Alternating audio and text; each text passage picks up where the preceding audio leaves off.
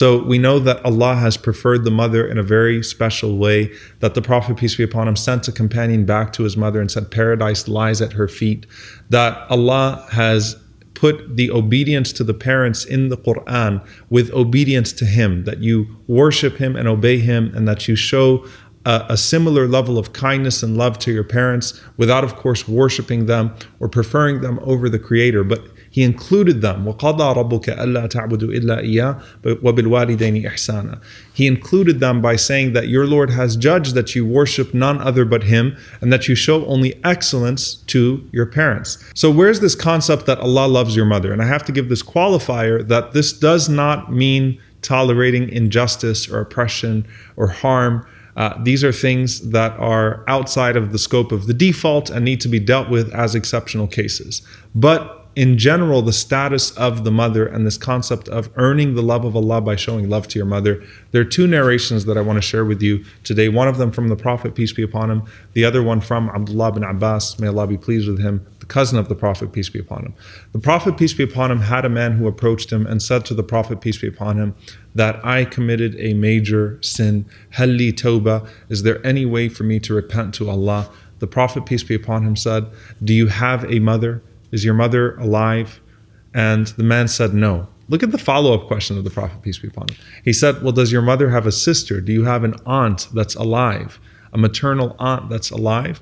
The man said, yes. The Prophet, peace be upon him, said, then go be good to her, show her some ihsan, show her some excellence and some love, and hope for Allah's mercy in the process of that. So it wasn't even, after the mother, the Prophet, peace be upon him, jumped far out. The Prophet, peace be upon him, said, well, is there an aunt? And of course, in those societies, and in many societies today, the khala, the aunt, particularly the maternal aunt, really plays a motherly role in a person's life. And the Prophet, peace be upon him, mentioned al-khala, the maternal aunt, bi-manzilatil that she has the station of the mother. So she's the number two when it comes to that honor and that love. But again, that idea of, you committed a major sin between you and Allah, well, go ahead and go to your mother and show her goodness and see if that's a way of opening that door of pleasure with Allah subhanahu wa ta'ala. The narration from Ibn Abbas radiallahu ta'ala anhu is a very profound one.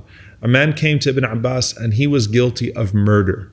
So he confessed to Abdullah bin Abbas that he killed someone, that he became jealous and he killed someone. And Ibn Abbas radiallahu ta'ala anhu responded to him, "Ummuka hayy, is your mother alive?" Now, this is separate, by the way, from any legal proceedings and anything that would take place in the capacity of retribution. He's worried about his akhirah, he's worried about his hereafter. Is there any chance of me to have forgiveness from Allah subhanahu wa ta'ala? And that's what he came to Ibn Abbas asking. And Ibn Abbas says to him, "Is your mother alive?" And the man said no. Ibn Abbas said to him, well, just go and seek Allah's forgiveness sincerely and hope in His mercy. So he gave him a generic answer after asking him specifically, is your mother alive? So the students of Ibn Abbas, the scholar of this ummah, they asked him, they said, it's interesting. Why did you ask him about his mother? His mother wasn't even in the equation. He killed somebody. He's worried if he's going to be forgiven by Allah subhanahu wa ta'ala, if he still has a chance at Allah's mercy. And that's what you asked him. Ibn Abbas said, Wallahi, I don't know. I swear by Allah that I don't know of an action more beloved to Allah than serving your mother.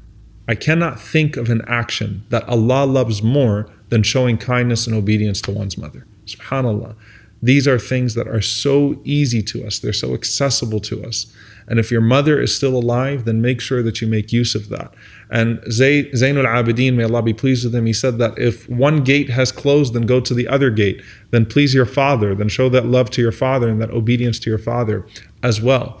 And the Prophet, peace be upon him, of course mentioned that the rida, that the pleasure of the father is the pleasure of Allah subhanahu wa ta'ala. And so our parents are truly a gate to paradise, serving them, showing kindness to them, showing love to them, especially as they become older in age, showing patience with them as a result. These are all things we seek from Allah subhanahu wa ta'ala. So there is no person and no two people that you can love for Allah more than your parents. We ask Allah subhanahu wa ta'ala to be pleased with us, to let our parents be pleased with us, and to join us all, our parents, our spouses, children, brothers, sisters, aunts and uncles and everyone else. We ask Allah to join us in the highest level of Jannatul Firdaus. Allahumma ameen. Jazakumullahu khairan. Wassalamu alaikum wa rahmatullah.